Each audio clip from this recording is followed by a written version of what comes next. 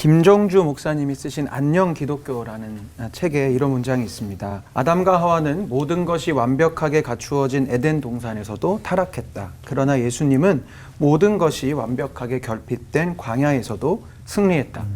우리의 환경이 아무리 에덴 동산같이 완벽하고 아름다워도 그 중심에 하나님의 말씀이 없으면 우리는 유혹에 굴복한다. 하지만 우리의 환경이 아무리 광야와 같이 메마르고 결핍되어 있어도 그 중심에 하나님의 말씀이 있으면 우리는 유혹에 굴복하지 않는다. 참 맞는 말씀인 것 같습니다. 우리 예수님 광야에서 사단에게 시험을 받으실 때 다 말씀으로 이렇게 물리치셨잖아요. 말씀이 내 속에 머물러 있을 때, 말씀이 내 안에서 묵상되고 있을 때 우리는 광야에서 승리할 수 있고 광야에서 노래할 수 있습니다. 그럼 어떻게 하나님의 말씀이 내 속에 머물도록 할 수 있을까요? 몇 가지 방법들이 있지만 오늘 저는 묵상이라는 키워드로 이 내용을 좀 풀어가고 싶습니다. 시편 1편에 우리가 잘 아는 그 귀한 구절이 있습니다. 복 있는 사람은 악인들의 꾀를 따르지 아니하며 죄인들의 길에 서지 아니하며 오만한 자들의 자리에 앉지 아니하고 오직 여호와의 율법을 즐거워하여 그의 율법을 주야로 묵상하는도다라고 되어 있습니다. 저는 이 묵상의 첫 번째 의미를 주님과 이렇게 그 말씀을 나눌 수 있는 조용한 주님과 나만의 골방의 시간과 골방의 장소를 찾는 것을 묵상이라고 말씀드리고 싶어요. 예수님은 우리가 기도할 때, 주님과 대화할 때 은밀한 곳에서, 그 골방에서 나누라고 하셨기 때문입니다. 이 묵상을 다른 말로는 큐티라고도 하죠. quiet time, 가만히 잠잠히 주님 앞에 머무는 그 바쁜 나의 일상 가운데서 삶의 쉼표를 만들어내는 그런 자리인데요. 한옥 목사님이 이런 이야기를 하셨습니다. 책을 볼 때에는 띄어쓰기가 중요합니다. 글자와 글자 사이, 문단과 문단 사이, 장과 장 사이에 아무런 여백이 없이 글자만 빽빽하게 차 있으면 읽을 엄두가 나지 않습니다. 음악도 그렇습니다. 모차르트는 음악은 음표 안에 있지 않고 음표와 음표 사이에 존재하는 침묵 안에 있다라고 했습니다. 묵상, 메디타치오라는 말의 어원을 살펴보면 수면에 비친 모습을 되받아 좀 더 자세히 본다는 뜻을 갖고 있습니다. 정신없이 흐르는 물의 수면에서는 내 모습을 비춰볼 수 없겠죠. 잠잠히 고요해진 수면에서야 비로소 나의 모습을 돌아보는 묵상을 할 수 있는 것입니다. 마찬가지입니다. 우리가 주님 앞에서 말씀 안에서 나 자신을 잠잠히 돌아보기 위해서는 주님과 함께하는 잠잠한 고요한 묵상의 시간이 필요하죠. 또한 묵상의 또 다른 중요한 의미는 히브리어 원어로 이 묵상을 하가라고 이야기하는데요. 웅얼웅얼 거린다, 읊조린다, 반복해서 생각하고 이야기한다는 뜻도 있고요. 이 어원에 되새김질하다는 뜻이 있어요. 결국 반복해서 하나님의 말씀을 마음에 새기고 또 새기는 과정이죠. 또 목사님을 통해 듣게 되겠지만 그렇기 때문에 묵상의 정점은 말씀 암송이라고 할 수 있을 거예요. 새기고 새겨서 아예 마음과 생각 가운데 각인이 되어 있는 상태가 말씀 암송의 상태죠. 그렇게 말씀이 내 속에 들어오고 주의 말씀이 내 마음에 거하면 무슨 일이 일어날까요? 김동산 목사님께서 설교 중에 이런 이야기 하신 적이 있어요. 말씀을 읽는 것과 말씀을 묵상하는 것, 그리고 말씀대로 사는 것은 차이가 있습니다. 누구나 말씀을 읽을 수 있습니다. 그러나 읽은 말씀이 우리 마음속에 깊이 들어올 때 그 말씀을 쉽게 지나칠 수 없을 때가 있습니다. 이것을 이렇게 표현할 수 있죠. 말씀이 내 속에 들어와 부딪혔다. 그러므로 말씀을 묵상하기 시작할 때 우리 삶에 일어나는 가장 큰 변화 중에 하나는 그 말씀으로 인하여 내 마음과 생각이, 내 삶이 아파지는 거예요. 혹시 성경 말씀 때문에 아파 본 적 있으세요? 그 말씀이 너무 부담이 되고 힘들어서 말씀 읽기를 좀 멀리 하신 적은 혹시 없으신가요? 전 요즘은 아닌데요. 요즘은 아닌데 예전에.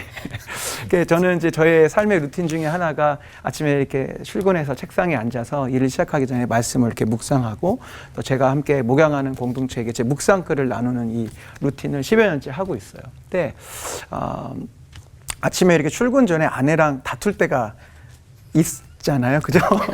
이렇게 부부싸움을 하고 출근을 하면 이상하게 큐티하기가 싫어요. 말씀을 열기가 싫어요. 왜냐하면 알거든요.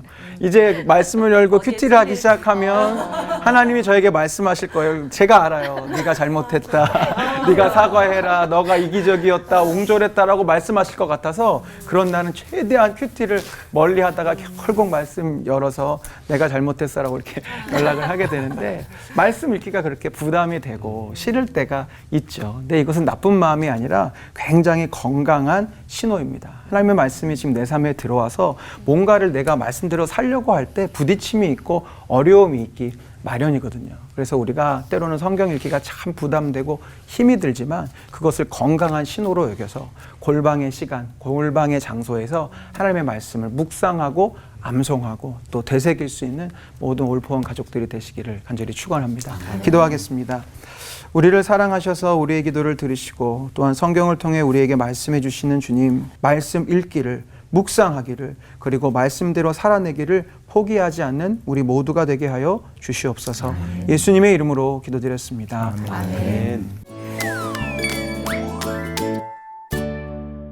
한편에서는 이런 우려도 좀 생깁니다. 성경을 읽다가 잘못 해석하고 잘못 적용을 하면 어쩌지 하는 그런 부분인데요. 우리 김종국 목사님께 한번 질문 드려볼게요. 예전에 제가 이 말씀 붙잡고 내게 능력 주시는 자 안에서 뭐든지 할 수 있다. 난 뭐든지 할 거야. 뭐든지 할 수 있어. 이러면서 막 괜히 못하는 노래 막 하고 막 못하는 데 가가지고 막 하고 그것만 이렇게 맞고 잘못 적용한 예가 여기 여실히 있는데요. 이런 사람이 많이 있을 거란 말이죠. 가끔 이렇게 민폐까지 가는 상황인데 잘못 적용하는 예와 그 교정법까지 알려주시면 좋겠습니다. 네, 연초 송구영신 예배 되면 저희 이렇게 교회마다 말씀 카드 뽑잖아요. 맞아요. 네, 말씀 카드를 정말 점치듯이 이렇게 뽑는 거 옳지 않은데 그 마음이 목사인 저에게도 솔직히 있어요. 그래서 저희 교회 예배팀이 먼저 이제 사역자들한테 뽑으라고 이렇게 바구니를 갖다 줬어요. 그래서 이렇게 몇 개 제가 딱 뽑았는데 저도 이제 2024년을 기대하면서 딱 뽑았는데 이 말씀이었어요. 내 사랑하는 형제들아, 너희가 알지니 사람마다 듣기는 속히하고 말하기는 더디하며 성내기도 더디하라 이랬는데 은혜가 되는 게 아니라 올해 내가 성낼 일이 많아. 그래서 죄송해요. 다시 집어넣었어요.